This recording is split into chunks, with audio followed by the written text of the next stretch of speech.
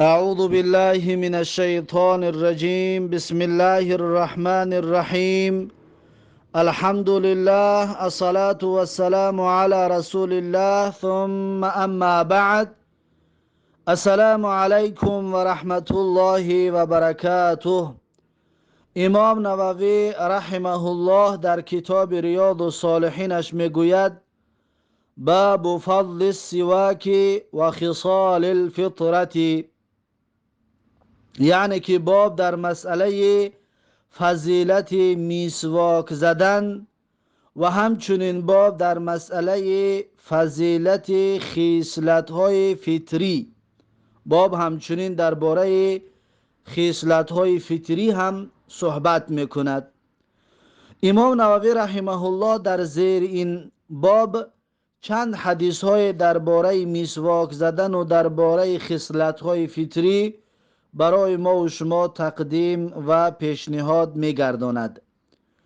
اولین حدیثی که در زیر این باب میارد حدیث 1195 کتاب ریاض الصالحین هست که امام نووی رحمه الله در زیر این حدیث میگوید: عن ابی هریره رضی الله عنه ان رسول الله صلی الله علیه و سلم قال، یعنی در زیر حدیث 1195 کتاب ریاض الصالحین امام نووی رحمه الله میگوید: از ابو هریره رضی الله عنه روایت است، هر آینه رسول الله صلی الله علیه و سلم فرمودند: لولا ان اشق علی امتی او علی الناس لامرتهم بالسواک مع كل صلاة. پیغمبر صلی الله علیه و سلم فرمودند: لولا ان اشق علی امتی، یعنی که اگر سخت تمام نمی شد بر امتم، یا اگر دشواری نمی آورد بالای امتم، او علی الناس یا بالای مردم، لامرتهم بالسواک، پیغمبر صلی الله علیه و سلم میگوید حتما امر میکردم امتهایم را برای مسواک زدن مع کل صلات، یعنی برای هر نماز را که میخوانند در اون مسواک بزنند. اگر که دشوار تمام نمیشد، پیغمبر میگوید من به این کار امتم را امر میکردم، یعنی که بالای امتم واجب میگرداندم، بالای امتم حتمی و ضروری میگرداندم که پیش از هر نماز مسواک بزنن.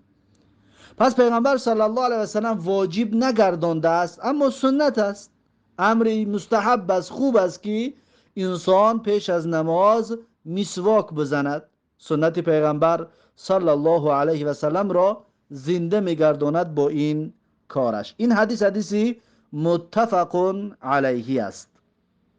پس در این حدیث پیغمبر صلی الله علیه و سلم امتش را یا بالای امتش مسواک زدن را حتمی و واجب نگردانید، به سبب که بالای امتش سختی نآید، دشوار نشود بر امتش، اما سنت باقی ماندگی است.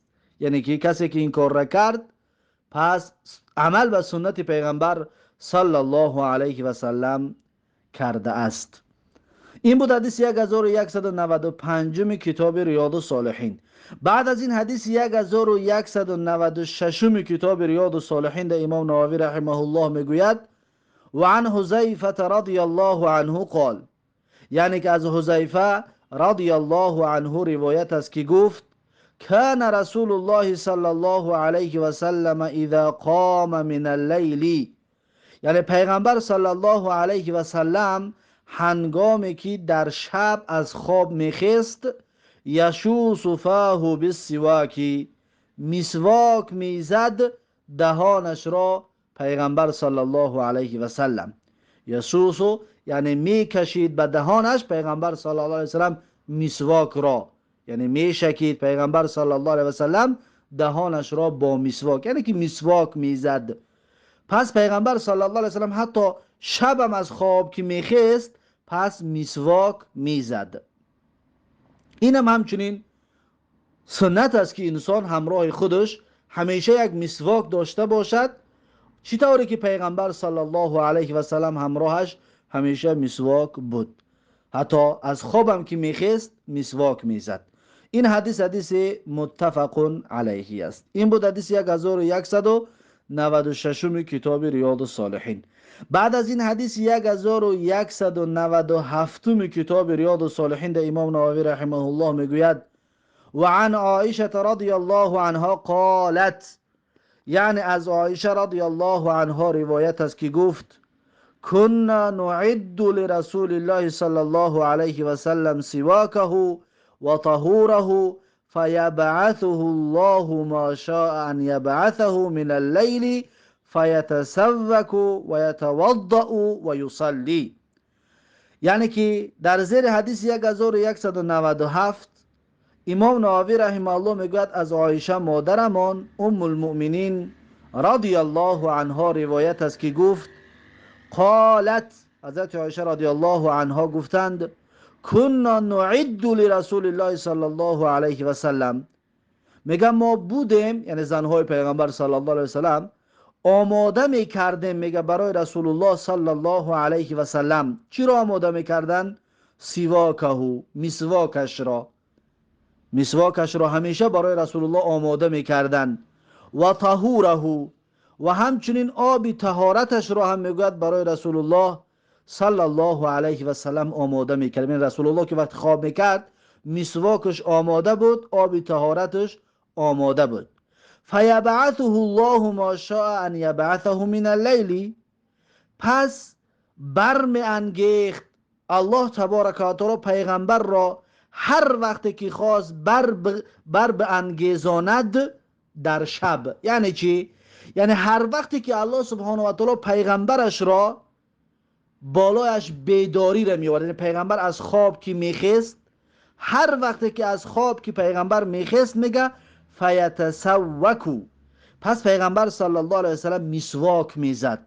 از خواب که میخست اولین کاری که میکرد مسواک بود، پس پیغمبر صلی الله علیه و سلم میگه مسواک میزد. و یتوضأ، پس طهارت میکرد پیغمبر صلی الله علیه و سلم. و یصلی، و نماز میگذاشت. یعنی که شب هر وقتی که میخیز نیمه شب برای نماز شب، پیغمبر صلی الله علیه و سلم اولا مسواک میزدند، بعد طهارت میکردند و نماز میگذاشتند، نماز قیام اللیل یا نماز شب یا نماز تهجد.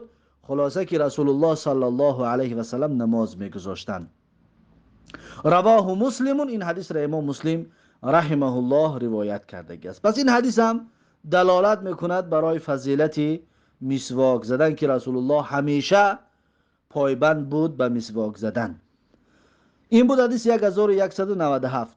بعد از این حدیث 1198 امام نووی رحمه الله میگوید و عن انس رضی الله عنه قال، یعنی که در زیر حدیث 1198 کتاب ریاض الصالحین امام نووی رحمه الله میگوید از انس رضی الله عنه روایت است که گفت قال رسول الله صلی الله علیه و سلم، یعنی که پیغمبر صلی الله علیه و سلم گفتند، یعنی انس رضی الله عنه روایت میکند که پیغمبر صلی الله علیه و سلم گفتند که اکثرت علیکم فی السواک، یعنی که من بسیار سخن گفتم برای شما در مسئله مسواک، در مسئله مسواک زدن. رسول الله صلی الله علیه و سلم میگه من برای شما بسیار سخن گفتم، یعنی که رسول الله صلی الله علیه و سلم بسیار وقت تشویق میکنانید برای مسواک زدن. رواه البخاری، و این حدیث را امام بخاری رحمه الله روایت کرده است. این بود حدیث 1198.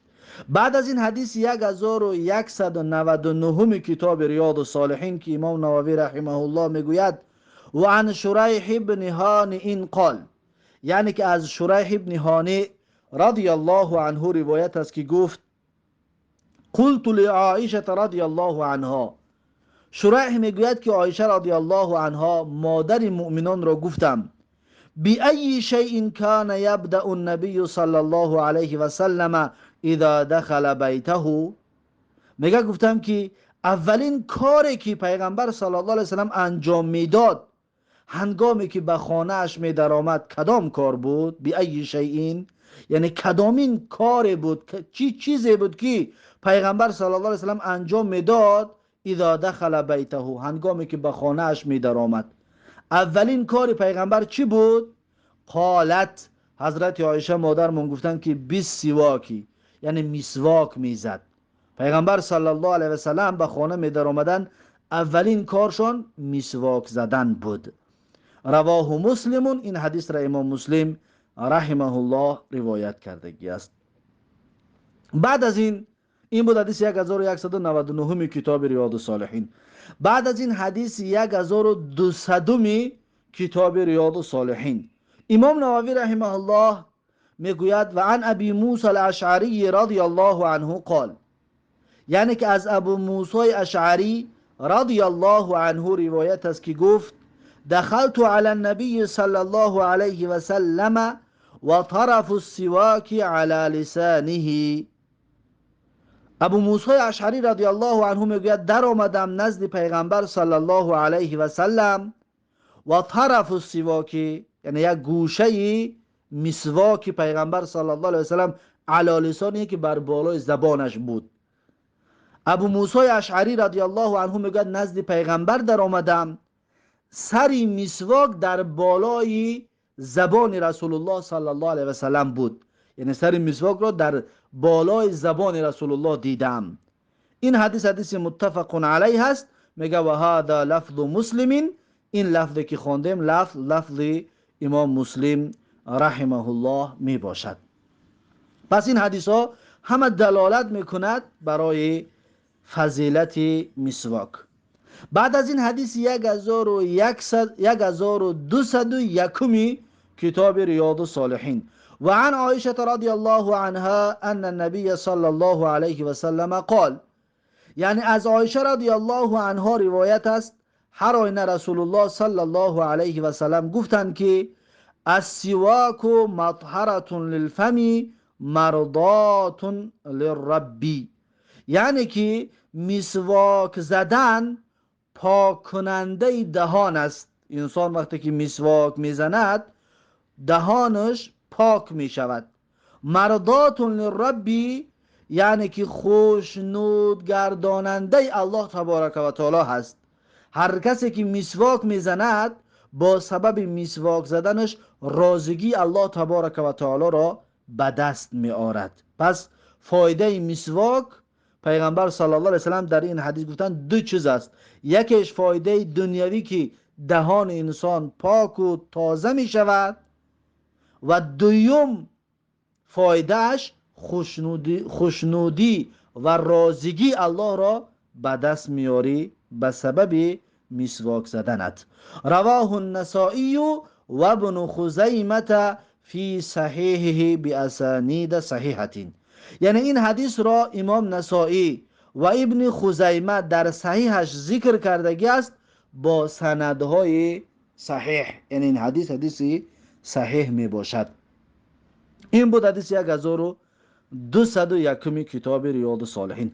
تا اینجا چقدر حدیثی که ما و شما خواندیم در زیر این باب، این حدیث ها همه دلالت میکنن به فضیلت مسواک، به برتری و اجر و پاداش و تشویق کناندن برای مسواک زدن. از این به بعد حدیث 1202 کتاب ریاض الصالحین، اکنون اینها درباره خصلت‌های فطری امام نووی رحمه الله برامون دلایل تقدیم میکند. پس در زیر حدیث 1202 کتاب ریاض الصالحین امام نووی رحمه الله میگوید و عن ابی هریره رضی الله عنه عن النبی صلی الله علیه و سلم قال، یعنی که از ابو هریره رضی الله عنه روایت است از پیغمبر صلی الله علیه و سلم که پیغمبر صلی الله علیه و سلم گفتند الفطرة خمس، یعنی که کارهای فطری، خصلت‌های فطری 5 دانه می باشد. او خمس من الفطرة، یا پیغمبر صلی الله علیه و سلم گفتند 5 چیز از خصلت‌های فطری هستند. یعنی هر انسان در هر دینی که باشد این 5 چیز در اون وجود دارد، یا این 5 چیز را دوست می دارد، یا این 5 چیز را تمام شریعت های آسمانی به این 5 چیز امر کردگی هستند. خب اکنون الفطرت خمسون، یا که میگد که خمسون من الفطرتی، بین این دو لفظ چی فرقیت است؟ فرقیت همین است که الفطرت خمسون، الفطرت خمسون یعنی که کارهای خصلت‌های فطری 5 تاست. پس این حدیث اگر به همین تنهایی میشد یعنی 5 چیز از خصلت‌های فطری است و بس، به همین دلالت میکرد. اما روایت دویم که او خمسون من الفطرتی یعنی 5 چیز از فطرت هست اما باز دیگر چیزهایی هم از فطرت هستند. پس او خمسون من الفطرتی به این دلالت میکند یعنی که 5 چیز از فطرت هست، نه تنها 5 چیز، باز دیگرها چیزها هم هستند. اما روایت اول که الفطرت خمسون، این یعنی 5 چیز است از فطرت و بس، این به این دلالت میکند. از این حساب راوی این روایت ها را هر دوش آورد، یعنی که فکر نکنید که فقط 5 چیز از فطرت است و بس، نه، دیگر چیزها هم می باشد. الختانو، اولین چیزی که از فطرت است ختان هست. ختان یعنی ختنه کردن. وقتی که پسر تولد می شود ختنه اش می کنید. انا همین ختنه کردن از فطرت است، هم برای مرد و هم برای زن. یعنی مردا ختنه کرده می شوند، این واجب است، حتمی است. اما زنها ختنه کرده می شوند، این سنت است یا عمل نیک است. در بعضی کشورها زنها هم ختنه کرده می شوند. الختانو، پس ختنه کردن این اولین خصلت‌های فطری هست. والاستحدادو، دوم خصلت‌های فطری استحداد است. استحداد یعنی چی؟ یعنی موی زیر ناف را تراشیدن، موی زیر ناف را تازه کردن. این هم از خصلت است، از خصلت‌های فطری است. یعنی در تمام دین‌ها این چیز وجود داشت، هم برای مرد هم برای زن. و تقلیم الاظفاری، و همچنین کوتاه کردن ناخن‌ها از خصلت‌های فطری هستند. ببینید کوتاه کردن موها برای مرد و زن از خصلت‌های فطری می باشد، اما امروز بعضی‌ها این خصلت فطری، این خصلتی که انسان به همین خلق شدگی است، یعنی که همه شریعت ها به این امر کردگی هستند، اما امروز بعضی رو میبینی مخالفت به این میکنند. حتی خصلت های فطری را بعضی ها مخالفت میکنند، یعنی ناخن‌ها را دراز میکنند، همه‌اش را یا یک تاش را، که این مخالف شریعت است. چی برای مرد و چیز برای زن. زیاده از 40 روز نگرفتن ناخن این جایز نیست. باید زیاد 40 روز است، 40 روز نگذشته باید انسان ناخنش را بگیرد. هر هفته گرفتن خوب است، هر روز جمعه. اما اگر هر روز جمعه هم که نمیتونی، دیر آخرین فرصتی تو 40 روز است. پیش از 40 روز باید تو ناخنت را بگیری. همچنین تراشیدن موی زیر ناف تا 40 روز است، یعنی که از 40 روز باید نگذرانی، از 40 روز باید نگذرد. و نطف الابطی، و نطف الابطی یعنی همچنین کندن موی زیر بغل، زیر کش، تیکش که موه میبرارد، اونها را هم چیندن یا کم کردن و تازه کردن برای مرد و زن، این از خصلت‌های فطری است. این هم همچنین مدتش زیاد 40 روز است، نباید از 40 روز گذرانیده شود. و قص و شاربی، و پنجمین خصلت‌های فطری این کوتاه کردن موی لب می باشد. موی لب باید کوتاه کرده شود، نه تراشیده. زیرا که تراشیدن امام مالک رحمه الله میگه هر کسی که موی لبش می تراشد، پاکیزه می تراشد، باید ادب داده شود. اون انسان میگه باید ادب داده شود، یعنی نه تراشیدن بلکه کوتاه کردن. هرچند که بعضی علما تراشیدنش هم اجازه میتین، اما افضل و خوبتر باید کوتاهش کنیم، باید کوتاهش کنیم، نه اینکه با لیزوه با تراشیم و تازه بگیم پاکیزه تراشیده پرتوفتنش، نه، بلکه قص و شارب. قص خودش یعنی کوتاه کردن، کوتاه کردن موی لب، این همچنین از سنت‌های فطری می باشد. که بعضی را ببینید سنت های فطری را مخالفت میکند که موله را دراز میکند، این هم موافق شریعت حرام است، هم مخالفی سنت های فطری است. اگر هر دینی را که باشد مخالفی سنت های فطری عمل کردگی است. این حدیثی متفق علیه بود که در این حدیث پیغمبر صلی الله علیه و سلم یا ابو هریره رضی الله عنه گفتن پیغمبر صلی الله علیه و سلم گفتن که 5 چیز از خصلت‌های فطری هستند. یکمش خط نکردن، دویمش تراشیدن موی زیر ناف، سومش کوتاه کردن ناخن‌ها، چهارمش کندن موی زیر بغل، پنجمش کوتاه کردن موی لب.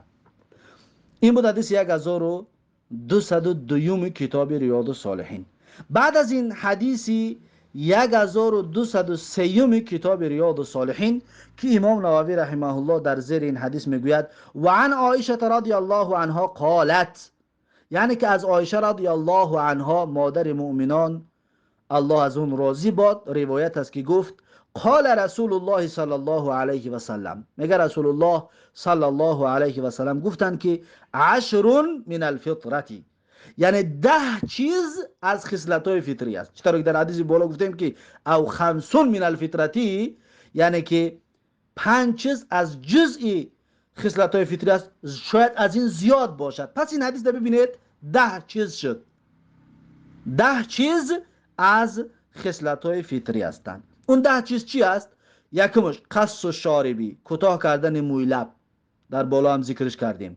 و اعفاء اللحیتی، در بالا ذکر نشده بود اما در اینجا گذاشتن ریش، انسان ریشش را بگذارد، ریشش را نتراشد، ریشش را تازه کرده هر روز یا هر هفته به لیزوه نگیرد که این حرام است، این جایز نیست. اعفاء اللحیتی، حتی ماندن ریش، این از خصلت‌های فطری است که الله سبحانه و تعالی انسان را به همین شکل خلقش کردگی است. هم سنت پیغمبر است، هم خصلت‌های فطری است. ببینید، دوم گذاشتن ریش، سوم و سواک، مسواک زدن، در بالا مسواک نبود اما در روایت حضرت عایشه رضی الله عنها مسواک زدن هم همچنین از خصلت‌های فطری هستند.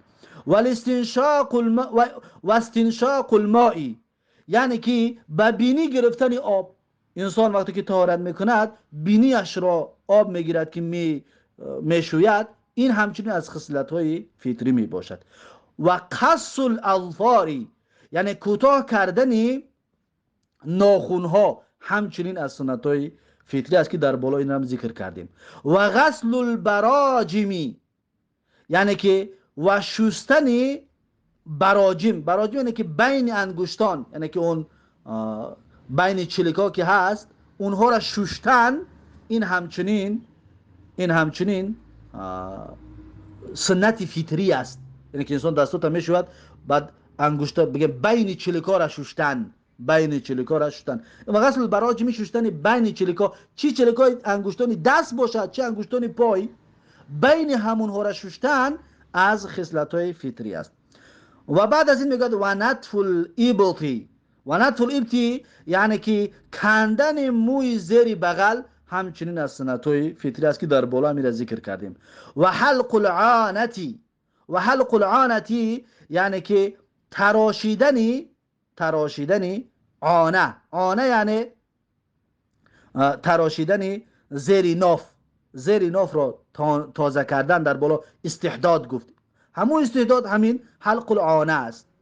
در بالا استحدادش گفت، در پایان حلق العانه، هر یک معنی دارد، یعنی تازه کردنی یا تراشیدنی زیر ناف، تازه کردنی شرمگاه برای مرد و زن، که مویی که در شرمگاه مرد و زن میبراید اون را تازه کردن هم از سنت‌های فطری است. و انتقاض الماء، و انتقاض الماء یعنی استنجا کردن، استنجا کردن هم همچنین از خصلت‌های فطری هستند. اکنون تا اینجا 9 چیز ذکر کرد، حسابش کنید 9 چیز است. یکمش پس کردن موی لب، دویمش گذاشتن ریش، سومش مسواک زدن، چهارمش بینی را آب گرداندن، پنجمش ناخن‌ها را کوتاه کردن، ششمش بین انگشتای دست و پا را شستن، هفتمش زیر بغل را چیندن و هشتمش زیر ناف را مویش را چیندن یا تراشیدن و هشتم بدین. نهمش استنجا کردن. دیدید 9 چیز در این حدیث ذکر شد. اما در اولش چی گفت؟ گفت 10 من الفطرتی، یعنی 10 چیز از فطرت است. اکنون در آخر میگه قال راوی میگوید که و نسیت العاشرته، میگه فراموش کردم دهمش چی بود؟ میگه فراموش کردم الا ان تکون المضمضه، مگر اینکه شاید میگه مضمضه باشد. یعنی دهم سنت های فطری یا خصلت های فطری میگه این مضمضه کردن است. مضمضه یعنی چی؟ یعنی آب در دهن گرفتن. پس آب در دهن گرفتن، دهن آب گرداندن از خصلت های فطری است، چطوری که بینی را آب گرداندن از خصلت های فطری می باشد. قال وکیع و هو احد رواته، وکیع میگوید وکیع کی است؟ وکیع که از راویای همین حدیث است، در سندش وکیع را نامش ذکر شده است. انتقاص الماء یعنی چی؟ یعنی که میگه الاستنجاء، یعنی قصدش استنجا می باشد. انتقاص الماء مقصدش استنجا است، چطوری که در ترجمه و انتقاص الماء گفته استنجا گفته ترجمه اش کردیم. چطوری که از همین راوی فهمیدیم که و انتقاص الماء یعنی استنجا بوده است. استنجا یعنی چی؟ یعنی که وقتی که انسان حاجت خانه می رود خودش پاکیزه کردن با آب شستن، همین رو میگن استنجا. اندامات وقتی بعد از طهارت شکستن میشویی، همین رو میگن استنجا. رواه مسلم، این حدیث را امام مسلم رحمه الله روایت کرده است. بعد از این حدیثی 1204 کتاب ریاض الصالحین. و عن ابن عمر رضی الله عنهما عن النبی صلی الله علیه و سلم قال، یعنی که از ابن عمر رضی الله عنهما روایت است از پیغمبر صلی الله علیه و سلم که گفتند احفو الشوارب و اعفو اللحا. پیغمبر صلی الله علیه و سلم گفتند که احفو الشوارب یعنی که کوتاه کنید موی لب‌هایتان را، موی لب‌ها را کوتاه کنید، و اعفو اللحا و بگذارید ریش‌هایتان را دراز کنید، ریش‌هایتان را نتراشید، ریش‌هایتان را بگذارید. متفق علیه، این حدیث متفق علیه می باشد. پس این حدیث احفو الشوارب بین کوتاه کنید موی لب‌هایتان را تا اینکه در دهن‌هایتان ندرآید. یعنی کوتاه تا چه اندازه می شود؟ همون قدری که در دهنت ندرآید. وقتی که در دهنت که بدرآید، وقتی طعام میخوری، پس طعامی میخوردت مکروه می شود و ضررهای زیاد هم همچنین دارد، موی لب را بلند کردن و دراز کردن. پس این بود باب فضیلت مسواک زدن و باب خصلت‌های فطری. با همین این باب به آخر رسید. پس باب نو شروع می شود. باب نو باب تأکید وجوب الزکات و بیان فضلها و ما یتعلق بها. یعنی باب نوی که شروع میکنیم درس آینده انشاءالله، باب تأکید واجب بودن زکات، یعنی زکات دادن واجب است، و بیان فضلها، باب همچنین در مسئله بیان کردن فضیلتی زکات دادن، از زکات دادن چی فضیلت دارد، و ما یتعلق بها یعنی و آن مسئله هایی که مربوط هستند و ارتباط دارند و تعلق دارند به زکات. پس در همین باب امام نووی رحمه الله بیانش خواهد کرد. پس این بود درس امروز همون. این باب رو انشاءالله درس آینده خواهیم گرفت. در همینجا درس امروز رو با پایان میرسونم تا درس آینده. الله حافظ و مددگار. بارک الله فیکم و السلام علیکم و رحمت الله و برکاته.